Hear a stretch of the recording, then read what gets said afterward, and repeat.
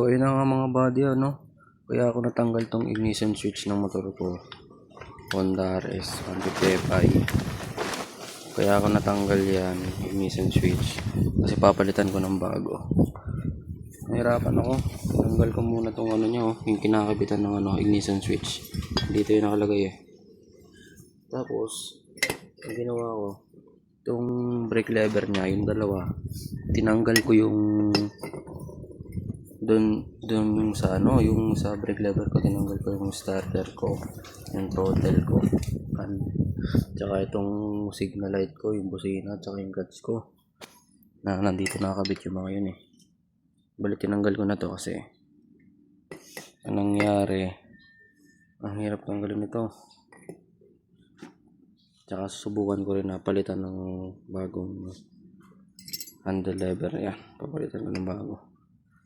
So bali ito na yung itsura niya ngayon, oh. Kakabit ko na lang kasi yun eh. Bali yung pagtanggal ay hindi ko na nabidyohan. Are, kakabit ko na lang. Hindi ko tinanggal yon. Dalawang screw sa paangat. Are. Tapos dito. Are din eh. Yung dalawang screw niyan. Ayan yung una. Saka yung dalawa. Yung screw na rin. Are. Yan. Yung bolt. Yan bolt. Or screw. Yung iba kasi screw. Yung iba bolt. Yun lang. Tapos yung tinanggal naman dun sa ano, sa dito sa brake, sa handle lever nya, are din eh, nakaganyan yan eh, nakaganyan yan, are yun din yung tatanggalin, yung kabilaan. Tapos meron pa yan din eh sa brake, sa handle lever, are yan yung tatanggalin yun, kabilaan din. Matanggal mo muna yon bago matanggal na rin sa ano, pinakalas sa ignition switch. Bali, kinabit ko na yung bago. Tinesting ko yung bagong ignition switch ko kung okay. Linisin ko muna rin bago ko ikabit. Yan, tingnan natin kung maayos ba. Putol na kasi yung dalawang wire ng ignition switch ko. Sinubukan kong i-repair kasi wala namang panghina. Subukan natin. Bubuksan ko. Yan. Yun na nga, oh. Gumana na. Isang click lang. Sarado ko. Oh. Okay. Ibig sabihin, okay yung ating bagong ignition switch na binili. Maayos. Kaya ikakabit ko na rin. Panoorin nyo kung paano ko ikakabit. Para sa pagbaklas, madali lang naman, basta ikabit mo, mabaklas mo, dali na ikabit. Nahirapan kasi yung iba sa pagbaklas talaga eh. Kaya sige, pwede na ko guys, na mga body, hindi na yan oh.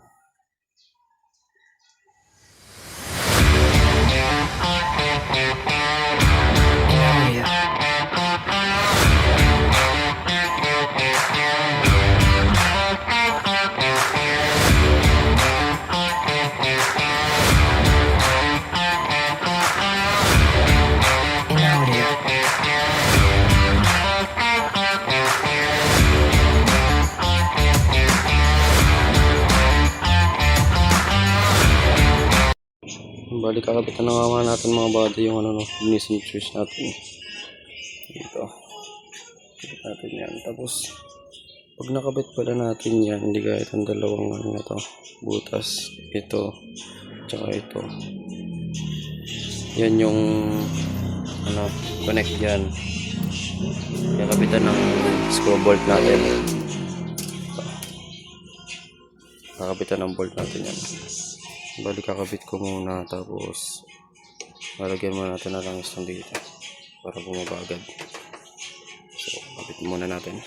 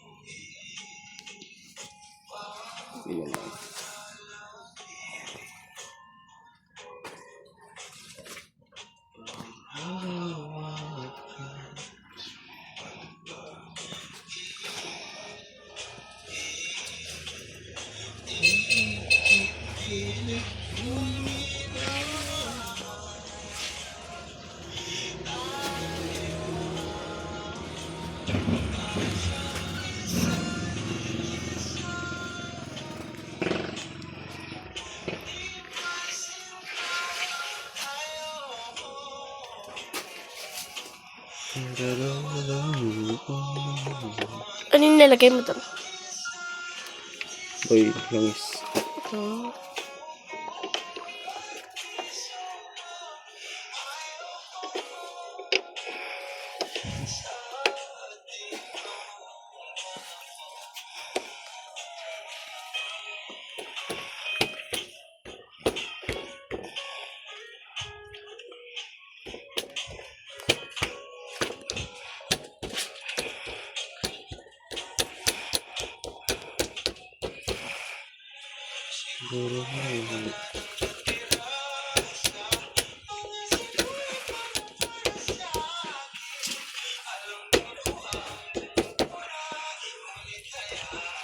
Hindi na, galaw ko yung camera.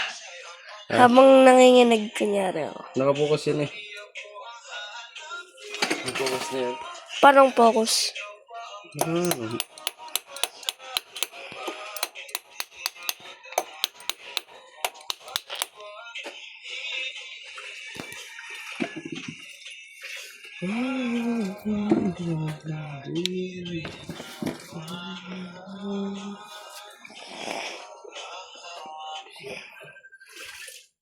Tawag pa pa. Oh, yun. Sobre yata.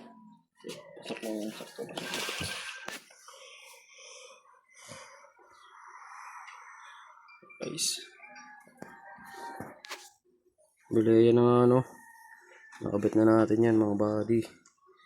Nakabit na natin yung screw dito. Yung screw. Ay, screw yung bolt. Itong bolt. Itong bolt na to. Tignan natin. Bali kakabitan natin ere. Yung bolt yun eh. Tara din eh. Yun yun oh. Yes ah. Okay yung dalawa. Bali kabit na natin guys.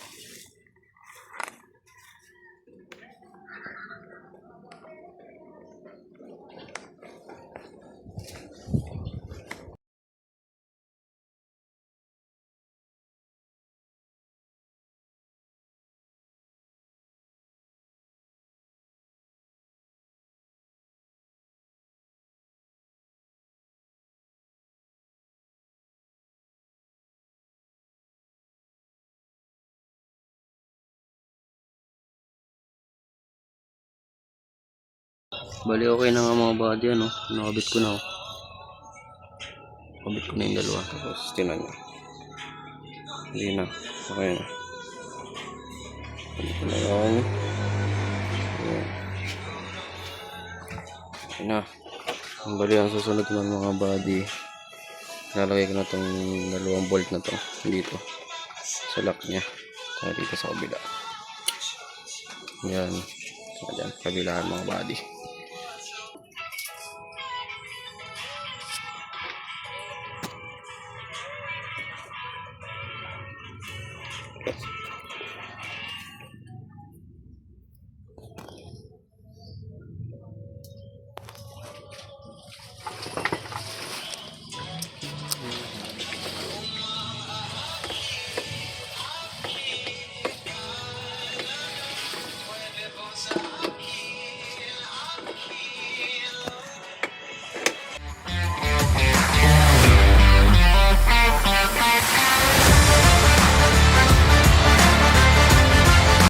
So, nalagay na nga natin itong mga body, ano? Tsaka ito, bolt dito.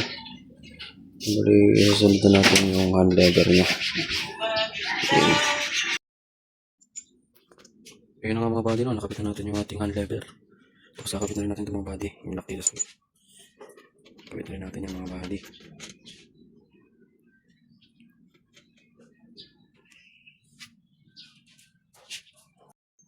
So, okay na mga body, ano? Nakakabit na natin yung ignition switch. Pati yung handle lever. Kakabit na natin itong mga body, yung ano? Yung busina, yung signal light, yung clutch, yung brake fluid, yung starter, tsaka yung throttle. Kabit na muna natin yan mga body. Let's go!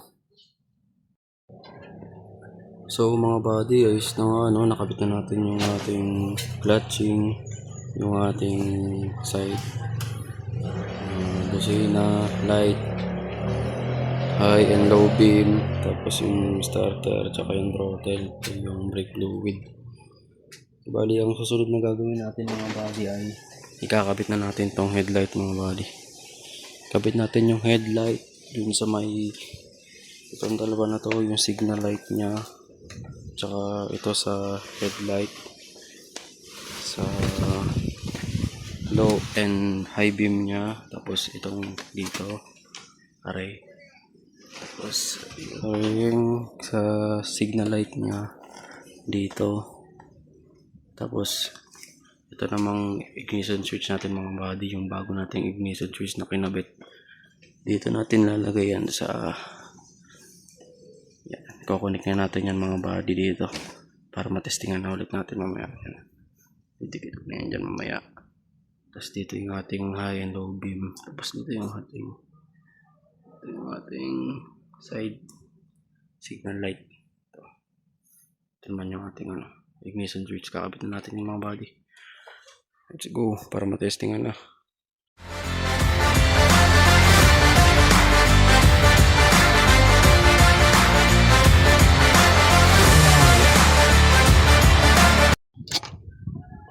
Nakabit na natin mga body, oh. Ito na. Sa headlight natin sa high and low beam. Ito. Yan. Yan naman sa ating signal light. Ito naman yung ating bagong kinabit sa ignition switch mga body. Bago. So, tara. So tara mga body. Kabit na natin itong headlight na to. Balikan ko kayo.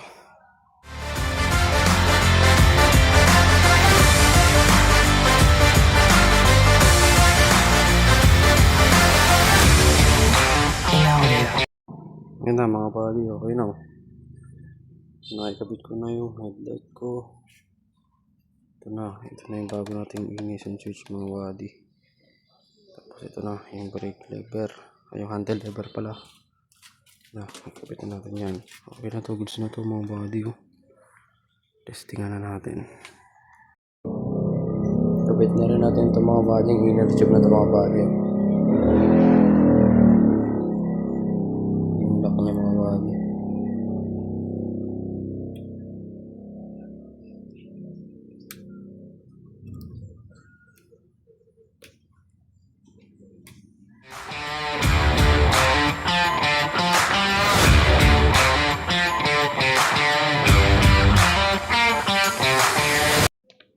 Testingan na agad natin mga buddy kung one click lang agad kasi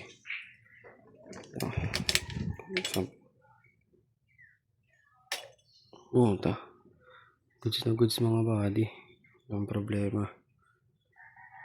Tapos patayin mo natin mga buddy, lock natin.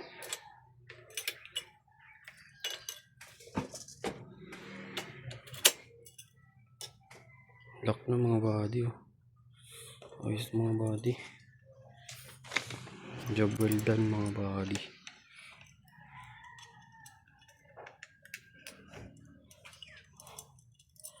Kabit na lang natin yung side mirror.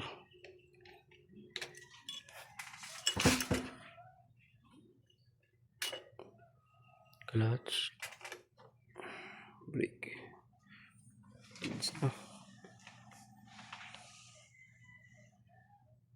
Ayos na mga buddy. Thank you sa panonood mga buddy.